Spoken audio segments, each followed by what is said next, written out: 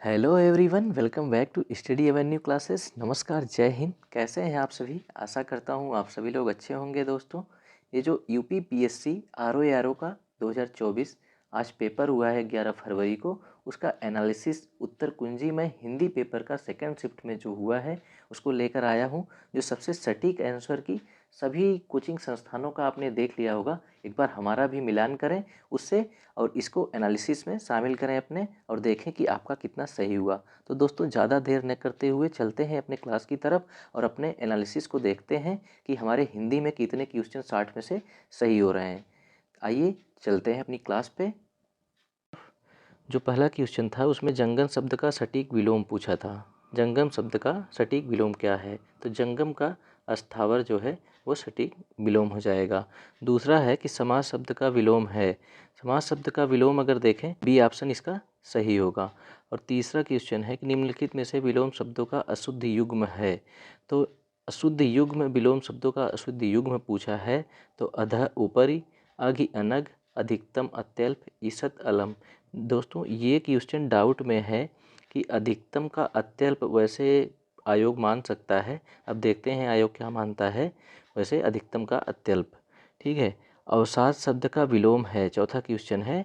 अवसाद शब्द का विलोम पूछा है, तो अवसाद का उल्लास हो जाएगा विलोम। और मसृण का रुच आप लोग जानते ही हैं, मसृण का विलोम रुच हो जाएगा। नेक्स्ट है छठवां क्वेश्चन कि अशुद्ध विलोम युग्म का चयन कीजिए। अगर अशुद्ध विलोम युग्म का देखना है तो इसमें से ऐहिक का लौकिक हो जाएगा, ये अशुद्ध है। सातवां क्वेश्चन है कि औरस का विलोम है। अगर औरस के विलोम की बात करें तो औरस का विलोम जो हो जाएगा वह दत्तक हो जाएगा। ठीक है दोस्तों। और प्रत्यक्ष का सटीक विलोम अगर पूछा है तो आठवां क्वेश्चन, तो इसका उत्तर डी आंसर सही हो जाएगा, परोक्ष, प्रत्यक्ष का परोक्ष। नौवां क्वेश्चन है कि निम्नलिखित में से कौन सा युग्म विपरीतार्थक नहीं है।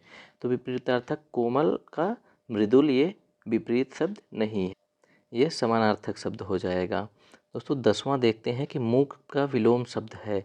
तो मूक का आप लोग देखते हैं कि वाचाल होता है मूक का। 11वां है कि वर्तनी के अनुसार शुद्ध शब्द का चयन कीजिए। इसमें शुद्ध कौन सा है इसको देखना है। इसमें भी दोस्तों कुछ डाउट है। वैसे तो कुछ लोग वधु लगाए हैं और कुछ लोग अतिथि को बता रहे थे, लेकिन यहाँ पे अब इसमें डाउट है, इसको देख लीजिएगा। ठीक है। निम्नलिखित 12वां है कि निम्नलिखित शब्दों में शुद्ध शब्द है। तो शुद्ध शब्द को हमें छांटना है इसमें से। तो इसका अगर शुद्ध देखें तो महात्म हो जाएगा, महात्म्य। 13वां क्वेश्चन है कि निम्नांकित वाक्यों में एक वाक्य अशुद्ध है, उसे पहचानिए।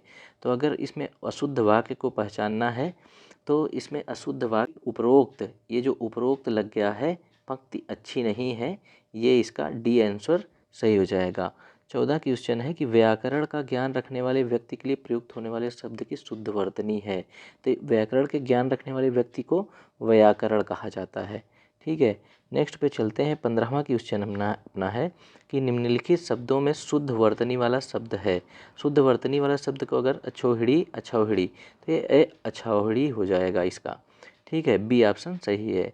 16वां क्वेश्चन है कि उच्छिष्ट का उपयुक्त विपरीतार्थक शब्द। विपरीतार्थक शब्द उच्छिष्ट का पूछा है, तो अनुच्छिष्ट, इसका ए ऑप्शन सही हो जाएगा।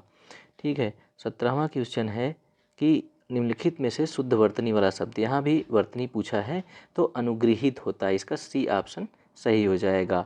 18वां क्वेश्चन है कि निम्नलिखित वाक्यों को ध्यानपूर्वक पढ़कर दिए गए कूट के अनुसार उत्तर दीजिए। तो संजीव ने मिठाई और पापड़ खाए, ठीक है, ये भी सही लग रहा है। सीतांशु ने दूध और रोटी खिलाई, ये भी सही है। श्याम ने बैल और घोड़ा मोल लिए, ये भी सही है। तुमने रुपए दिया, ये होगा तुमने रुपए दिए। ठीक है, इसलिए ये ऑप्शन अशुद्ध हो जाएगा। इसमें अशुद्ध कूट के अनुसार उत्तर देना है, तो ए बी सी शुद्ध और डी अशुद्ध वाक्य, इसका डी ऑप्शन सही हो जाएगा। चलते हैं 19वें क्वेश्चन पे। 19वां क्वेश्चन है कि आपको चाहिए था कि आप रोगी को देख आएँ, इस अशुद्ध वाक्य का शुद्ध रूप होगा। इसका शुद्ध रूप पूछा है। तो पहला है आपको चाहिए था कि आप रोगी को देखने जाएं, ये तो होगा नहीं। बी है आपको चाहिए था कि आप रोगी को देखने जाएंगे, ठीक है, ये भी नहीं होगा। आपको चाहिए था कि आप रोगी को देख आते, ठीक है, रोगी को देख आते, ये 19वें का सी हो जाएगा। ठीक। 20वां क्वेश्चन है कि निम्नलिखित वाक्यों में से शुद्ध वाक्य है, तो शुद्ध वाक्य इसमें से छांटना है। तो शुद्ध वाक्य हो जाएगा बी ऑप्शन इसका सही हो जाएगा कि महारानी लक्ष्मीबाई महाराज गंगाधर राव की महिषी थीं। ठीक है, 21वें पे चलते हैं। 21वां है कि स्वेद से उत्पन्न होने वाले के लिए एक शब्द, तो इसका स्वेदज हो जाएगा। 22वां क्वेश्चन है परित्यक्तता। परित्यक्तता शब्द का प्रयोग होता है उस स्त्री के लिए जो पति के द्वारा छोड़ दी गई हो, इसका सही आंसर सी हो जाएगा। 23वां क्वेश्चन देखते हैं। बाएं हाथ से तीर चलाने वाला के लिए प्रयुक्त होने वाला एक शब्द होता है, तो वो होता है सब्यसाची। डी ऑप्शन इसका सही हो जाएगा। तो 24वां क्वेश्चन है कि नित्य दीन दुखियों को भोजन देने की व्यवस्था के लिए प्रयुक्त होने वाला एक शब्द होता है, तो इसके लिए सदावर्त जो है शब्द वह नित्य दीन दुखियों को भोजन देने की व्यवस्था करने के लिए प्रयुक्त होता है। 25वां क्वेश्चन है कि बरसात बिल्कुल न होने को अभिव्यक्त करने के लिए प्रयुक्त होने वाला उपयुक्त शब्द, तो उसके लिए अनावृष्टि। बी ऑप्शन इसका सही है।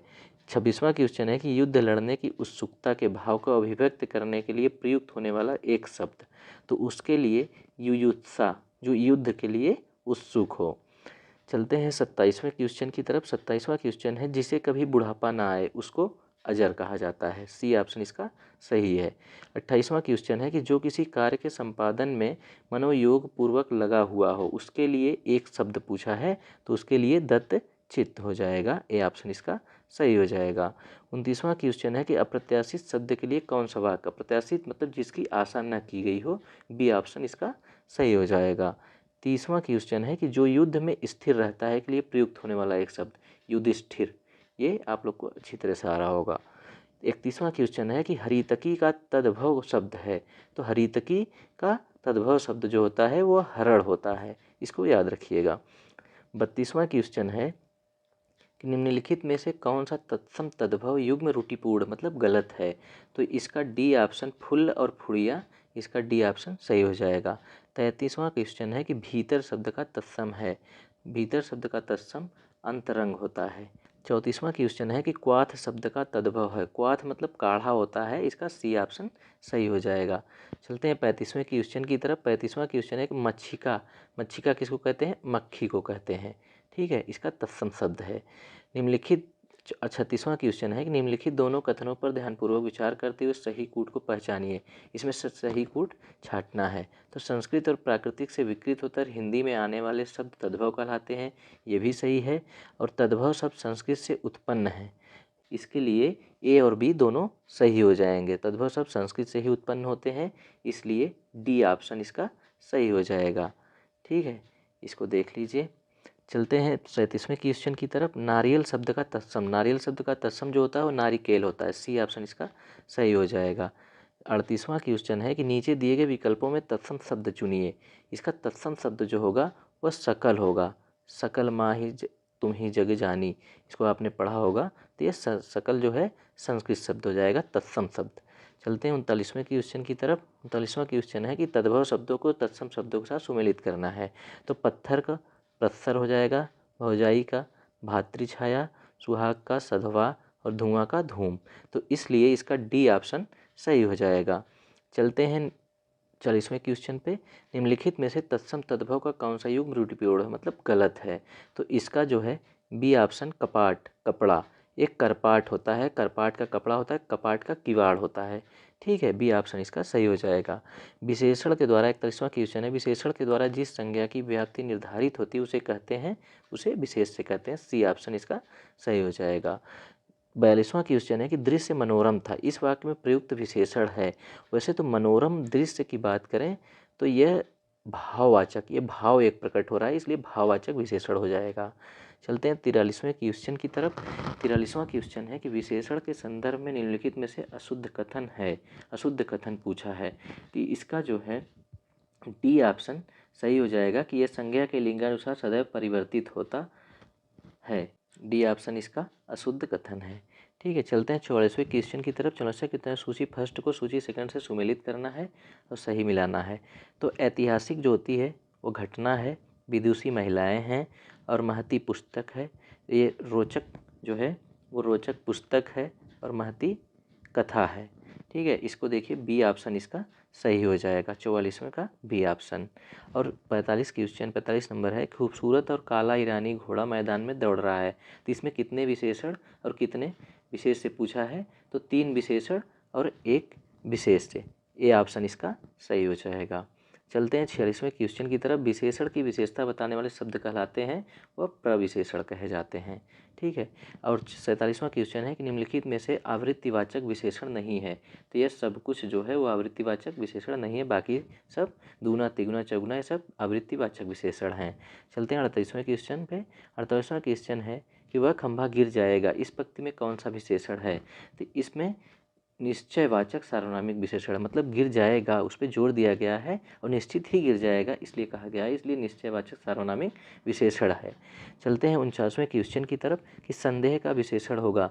संदेह का विशेषण वैसे तो संदेहास्पद भी हो सकता है, लेकिन वैसे संदिग्ध होगा इसका। संदिग्ध अभी मान के चलिए आप लोग, जब तक उसका आंसर की नहीं आ जाता है तब तक क्लियर नहीं है, लेकिन संदिग्ध ही होना चाहिए इसका। तो वो 50 नंबर की क्वेश्चन की बात करें तो प्रतिबिंबित में विशेष से होगा। प्रतिबिंबित में विशेष से जो है वो बी नंबर ऑप्शन सही हो जाएगा, प्रतिबिंब इसका विशेष से होगा। 51वां क्वेश्चन है कि निम्नलिखित में से अवनि का सही पर्यायवाची शब्द है। अवनि का सही पर्यायवाची की बात करें तो इसका सही पर्यायवाची जो है वह, इसको देख लीजिएगा एक बार, वैसे कंफर्म नहीं है इसको। 52 नंबर क्वेश्चन है कि कामदेव का पर्यायवाची है। कामदेव का पर्यायवाची जो होता है वो पुष्पंधवा है, इसका ये सही हो जाएगा डी ऑप्शन। चलते हैं नेक्स्ट पे। 53 क्वेश्चन है कि सूर्यसुता का पर्यायवाची, सूर्यसुता जो है वो यमुना का पर्यायवाची, बी ऑप्शन इसका सही हो जाएगा। 54 नंबर है कि द्रौपदी का पर्यायवाची नहीं है। द्रौपदी का पर्यायवाची जो होता है वह पांचाल नहीं है, ए ऑप्शन इसका सही हो जाएगा। प्रशंसा का पर्यायवाची पूछा है तो प्रशंसा का पर्यायवाची जो है वो श्लाघा होगा। ठीक है। 56 नंबर क्वेश्चन देखेंगे, किस युग में सुमेलित करना है, जिसमें आँख का लोचन इसमें और नहीं है, जो सुमेलित नहीं है उसको बताना। इंद्र पुरंदर, ठीक है। गंगा का मृगांक नहीं होता, खर का गर्दभ मतलब गधा होता है, सी नंबर ऑप्शन सुमेलित नहीं है। चलते हैं 57 नंबर क्वेश्चन पे। 57 नंबर का घोटक का सटी पर्यायवाची, घोटक मतलब घोड़ा होता है जिसका अश्व पर्यायवाची है, इसको आप ए ऑप्शन सही है इसका। विद्युत का पर्यायवाची पूछा है, विद्युत का दामिनी होता है, डी ऑप्शन इसका सही हो जाएगा। 59 नंबर क्वेश्चन है अहि का पर्यायवाची, अहि मतलब सर्प होता है, ठीक है, सर्प, बी ऑप्शन सही हो जाएगा। 60 नंबर क्वेश्चन है अंतिम क्वेश्चन, रात्रि का पर्यायवाची, रात्रि सर्वरी, ये सर्वरी रात्रि का पर्यायवाची है। दोस्तों ये सभी आपने देख लिया। एक आध दो क्वेश्चन दोस्तों इसका उत्तर इधर उधर हो सकता है, अभी इसमें कंफर्म नहीं किया जा सकता। जो कंफर्म नहीं था उसको मैंने उसमें डाउट में रखा हुआ है, तो इसलिए आयोग के आंसर की आने दें। और यूपी पुलिस वाले भी इस पर ध्यान देंगे, ताकि इसमें जितने भी क्वेश्चन हैं अगर इनसे संबंधित क्वेश्चन भी आ जाए तो वो अपने पेपर में अच्छे से उसको कर पाएँ। बहुत बहुत धन्यवाद। जय हिंद, जय भारत।